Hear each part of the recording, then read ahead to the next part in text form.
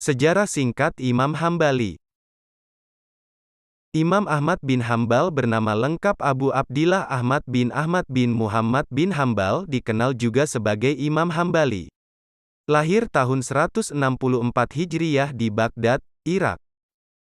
Seperti Imam Syafi'i, Imam Hambali terlahir dari keluarga yang tidak mampu dan ayahnya meninggal di usia belia. Beliau adalah seorang Arab Bani Adnan, yang nasabnya bertemu dengan Nabi Muhammad pada Nizar bin Ma'ad bin Adnan. Pada masa kehidupan Imam Hambali, Baghdad menjadi pusat peradaban dunia di mana para ahli di bidangnya masing-masing berkumpul untuk belajar maupun mengajarkan ilmu. Imam Hambali berhasil menghafalkan Al-Quran pada usia 15 tahun.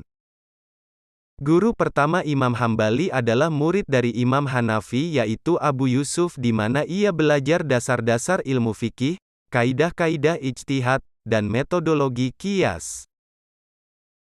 Beliau belajar ilmu hadis hingga pernah ke Mekah, Madinah, Suriah dan Yaman. Beliau bertemu dan menimba ilmu dari Imam Syafi'i di Mekah selama 4 tahun. Imam Syafi'i banyak mengajarkan beliau memahami hal-hal yang lebih mendalam dari hadis dan ilmu fikih. Setelah belajar dari Imam Syafi'i, Imam Hambali mampu secara mandiri merumuskan pendapat sendiri dalam fikih, sehingga menjadi ahli hadis sekaligus ahli fikih yang banyak dikunjungi oleh murid-murid dari seluruh penjuru negeri Islam terutama setelah Imam Syafi'i wafat. Dengan ketenarannya Imam Hambali tetap hidup sederhana dan menghindari hadiah-hadiah karena khawatir akan mengurangi kebebasannya dalam berpendapat dan berdakwah. Maka dari itu tidak heran jika nasihat-nasihat beliau kerap dijadikan rujukan dalam keseharian dan berikut kata-kata bijak Imam Hambali. Manusia membutuhkan sikap sopan dan lemah lembut dalam amar ma'ruf nahi mungkar tanpa kekerasan. Kecuali kepada orang yang secara terang-terangan melakukan kemaksiatan, maka ia tidak memiliki kehormatan. Cintai para ahlus sunnah sesuai dengan tingkat di mana mereka berada di atas sunnah. Sibukkan dirimu dengan setiap amal kebaikan dan bersegeralah untuk melakukannya sebelum datang sesuatu yang menghalangimu untuk melakukan kebaikan tersebut. Aku mencoba untuk membuat orang senang, dan sejak saat itu aku mendapatkan energi yang dibutuhkan untuk mengungkapkan kebenaran. Jika seseorang benar-benar menyadari nilai dirinya, lalu apa untungnya ia mengharapkan pujian dari manusia? Janganlah kalian mengikuti pendapatku dan jangan pula mengikuti pendapat Malik, Syafi'i, Auza'i dan Sauro, tapi ambillah dari mana mereka mengambil. Kebaikan terletak pada orang yang tidak melihat kebaikan dalam dirinya sendiri. Aku tinggalkan ridho manusia hingga aku mampu untuk berbicara menyampaikan kebenaran. Salah satu pondasi sunnah adalah meninggalkan perdebatan, adu argumentasi dan pertikaian dalam urusan agama. Siapapun menolak hadits Nabi, ia berada di ambang kehancuran. Bid'ah telah menyebar, siapa yang tidak memiliki dasar sunnah ataupun riwayat, maka dia akan jatuh ke dalam bid'ah. Jika takdir sudah ditentukan kepada seseorang, maka dia akan memilih seseorang yang sudah Allah pilihkan untuknya. Hari terbaikku adalah ketika aku terbangun dan mendapati isi lemariku telah kosong. Karena pada saat itu berarti aku telah sepenuhnya tawakal kepada Allah. Jika Anda ingin Allah gigih dalam memberikan Anda hal yang Anda sukai, maka gigihlah dalam melakukan hal-hal yang Ia sukai. Aku ingin sekali hidup di lembah-lembah negeri Mekah agar tidak dikenali. Sungguh aku telah diuji dengan ketenaran. Sesungguhnya pagi dan petang aku selalu berharap kematian. Aku mencoba untuk membuat orang senang, dan sejak saat itu aku mendapatkan energi yang dibutuhkan untuk mengungkapkan kebenaran. Rizki itu telah dibagi, tidak akan bertambah atau berkurang. Rizki itu disebut bertambah jika pemiliknya memperoleh kemudahan dari Allah untuk menginfakannya dalam ketaatan. Barang siapa yang mati dalam Islam dan mengikuti sunnah Rasulullah, maka mati dalam kebaikan. Semua orang harus bertawakal kepada Allah, tapi mereka juga harus berusaha mencari nafkah untuk memenuhi kebutuhan mereka. Masuknya unta ke dalam lubang jarum lebih mudah daripada masuknya orang kaya ke dalam surga. Jika takdir diberikan kepada manusia, ia akan memilih takdir yang telah Allah pilih baginya. Sabar menghadapi kemiskinan adalah tingkatan yang hanya mampu diraih oleh orang-orang besar. Segala sesuatu ada berkahnya, berkahnya hati adalah merasa puas dengan pemberian Allah, yang Maha Kuasa. Wanita menyukai perhatian dan mereka suka diberitahu dengan jelas bahwa mereka dicintai. Jadi jangan pelit dalam mengekspresikan cinta Anda untuk istri Anda. Jika Anda menjadi terbatas dalam mengekspresikan cinta Anda akan menciptakan penghalang kekerasan antara Anda dan dia, dan akan ada penurunan kasih sayang. Dari dasar-dasar sunnah meninggalkan debat untuk pamer, berdebat dan bertengkar tentang agama. Kemiskinan lebih mulia dari kekayaan, karena sabar menghadapi kemiskinan itu getir dan guncangannya juga lebih besar ketimbang syukur. Rasa takut telah membuatku tidak mampu makan dan minum. Jika aku mengingat kematian, seluruh urusan dunia terasa ringan bagiku. Dunia itu hanya sebatas makan dan minum, pakaian lalu pakaian, dunia itu hanya hari-hari yang pendek. Tidak ada yang bisa melebihi nikmatnya kefakiran. Seandainya ada jalan, aku ingin pergi saja agar tidak diingat-ingat lagi. Berniatlah yang baik, karena kamu akan selalu berada dalam keadaan baik sepanjang kamu berniat baik. Siapapun harus menerima rezeki setelah berputus asa. Jangan menerima rezeki jika diinginkan dengan tamak atau digunakan secara berlebihan. Segala sesuatu pasti ada berkahnya. Adapun berkahnya hati adalah merasa puas dengan pemberian Allah yang Maha Kuasa. Nabi Muhammad juga memerintahkan Abu Bakar untuk memaafkan Mistah.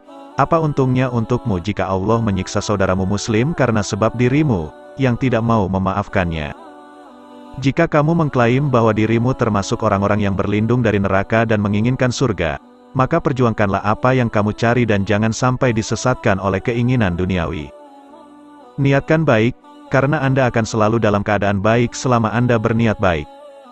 Hati akan menjadi lembut dengan memakan makanan yang halal. Demi Allah, saat terjadi peristiwa itu, mihnah, aku sangat berharap kematian. Demikian pula aku sangat berharap kematian untuk peristiwa sekarang dan peristiwa dahulu. Sesungguhnya, peristiwa sekarang adalah ujian dunia, sementara peristiwa dahulu adalah ujian agama. Apapun yang dibenci ulama sunnah, maka itu adalah kejahatan. Inovasi telah menyebar, sehingga siapapun yang tidak memiliki sunnah atau riwayat, maka ia akan jatuh ke dalam inovasi. Jika seseorang memberikan salam kepadamu dari seseorang, maka disarankan untuk menjawab, alaika wa alaihi salam. Huni dirimu dengan setiap perbuatan baik dan cepatlah lakukan sebelum sesuatu mencegahmu melakukannya. Pengetahuan itu seperti uang, semakin banyak Anda memiliki lebih banyak zakat yang harus Anda bayar. Manusia membutuhkan sikap sopan dan lemah lembut dalam amar makruf nahi mungkar tanpa kekerasan, kecuali kepada orang yang secara terang-terangan melakukan kemaksiatan maka ia tidak memiliki kehormatan. Cintai para ahlus sunnah sesuai dengan tingkat di mana mereka berada di atas sunnah. Sibukkan dirimu dengan setiap amal kebaikan dan bersegeralah untuk melakukannya sebelum datang sesuatu yang menghalangimu untuk melakukan kebaikan tersebut. Aku mencoba untuk membuat orang senang, dan sejak saat itu aku mendapatkan energi yang dibutuhkan untuk mengungkapkan kebenaran. Jika seseorang benar-benar menyadari nilai dirinya, lalu apa untungnya ia mengharapkan pujian dari manusia? Janganlah kalian mengikuti pendapatku dan jangan pula mengikuti pendapat Malik, Syafi'i, Auza'i dan Sauro, tapi ambillah dari mana mereka mengambil. Kebaikan terletak pada orang yang tidak melihat kebaikan dalam dirinya sendiri. Aku tinggalkan ridho manusia hingga aku mampu untuk berbicara menyampaikan kebenaran. Salah satu pondasi sunnah adalah meninggalkan perdebatan, adu argumentasi dan pertikaian dalam urusan agama. Siapapun menolak hadits Nabi, ia berada di ambang kehancuran. Bid'ah telah menyebar, siapa yang tidak memiliki dasar sunnah ataupun riwayat, maka dia akan jatuh ke dalam bid'ah. Jika takdir sudah ditentukan kepada seseorang, maka dia akan memilih seseorang yang sudah Allah pilihkan untuknya. Hari terbaikku adalah ketika aku terbangun dan mendapati isi lemariku telah kosong. Karena pada saat itu berarti aku telah sepenuhnya tawakal kepada Allah. Jika Anda ingin Allah gigih dalam memberikan Anda hal yang Anda sukai, maka gigihlah dalam melakukan hal-hal yang Ia sukai. Aku ingin sekali hidup di lembah-lembah negeri Mekah agar tidak dikenali. Sungguh aku telah diuji dengan ketenaran.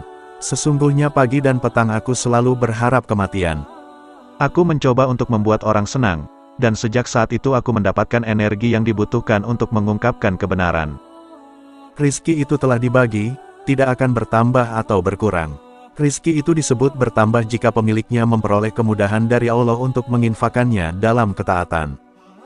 Barang siapa yang mati dalam Islam dan mengikuti sunnah Rasulullah, maka mati dalam kebaikan. Semua orang harus bertawakal kepada Allah, tapi mereka juga harus berusaha mencari nafkah untuk memenuhi kebutuhan mereka. Masuknya unta ke dalam lubang jarum lebih mudah daripada masuknya orang kaya ke dalam surga.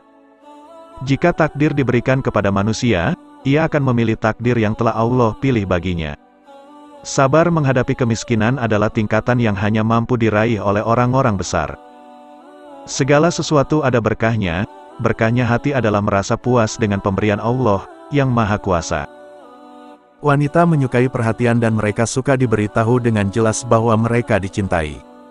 Jadi jangan pelit dalam mengekspresikan cinta Anda untuk istri Anda. Jika Anda menjadi terbatas dalam mengekspresikan cinta Anda akan menciptakan penghalang kekerasan antara Anda dan dia, dan akan ada penurunan kasih sayang. Dari dasar-dasar sunnah meninggalkan debat untuk pamer, berdebat dan bertengkar tentang agama. Kemiskinan lebih mulia dari kekayaan, karena sabar menghadapi kemiskinan itu getir dan guncangannya juga lebih besar ketimbang syukur. Rasa takut telah membuatku tidak mampu makan dan minum. Jika aku mengingat kematian, seluruh urusan dunia terasa ringan bagiku. Dunia itu hanya sebatas makan dan minum, pakaian lalu pakaian. Dunia itu hanya hari-hari yang pendek, tidak ada yang bisa melebihi nikmatnya kefakiran. Seandainya ada jalan, aku ingin pergi saja agar tidak diingat-ingat lagi. Berniatlah yang baik, karena kamu akan selalu berada dalam keadaan baik sepanjang kamu berniat baik. Siapapun harus menerima rezeki setelah berputus asa, jangan menerima rezeki jika diinginkan dengan tamak atau digunakan secara berlebihan. Segala sesuatu pasti ada berkahnya, adapun berkahnya hati adalah merasa puas dengan pemberian Allah, yang Maha Kuasa. Nabi Muhammad juga memerintahkan Abu Bakar untuk memaafkan Mistah. Apa untungnya untukmu jika Allah menyiksa saudaramu muslim karena sebab dirimu, yang tidak mau memaafkannya? Jika kamu mengklaim bahwa dirimu termasuk orang-orang yang berlindung dari neraka dan menginginkan surga, maka perjuangkanlah apa yang kamu cari dan jangan sampai disesatkan oleh keinginan duniawi. Niatkan baik, karena Anda akan selalu dalam keadaan baik selama Anda berniat baik.